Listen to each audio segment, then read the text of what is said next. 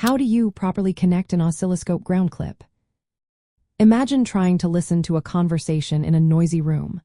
Without the right setup, you might miss important details or even cause confusion. That's what happens when you connect an oscilloscope ground clip incorrectly. Knowing how to connect it properly is key to getting clear, accurate signals and keeping your equipment safe. First, always make sure the oscilloscope itself is plugged into an earth-grounded outlet. This provides a safe reference point for all measurements. Next, attach the probe tip to the signal point you want to observe. This could be a voltage in a circuit or a specific node you are testing. Then, connect the ground clip to a nearby ground point in the circuit. The ground point should be a common or chassis ground that shares the same potential as the oscilloscope ground.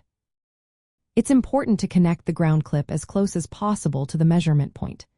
Doing this minimizes the ground loop, which can introduce noise or distort your readings. If you connect the ground clip far away from the signal point, you risk picking up interference or creating unwanted currents. Always avoid attaching the ground clip to a point at a different potential than the oscilloscope ground.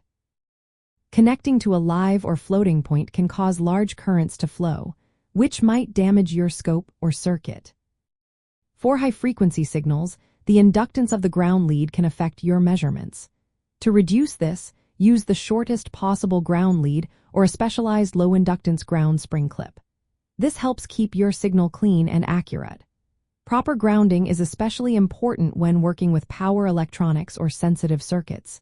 Incorrect grounding can lead to false readings, equipment damage, or safety hazards. Remember these key steps.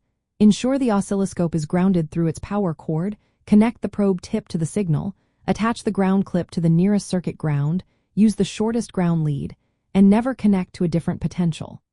Following these practices keeps your measurements precise, your equipment safe, and your work efficient. Proper grounding is a simple step that makes a big difference in electrical measurement and oscilloscope operation.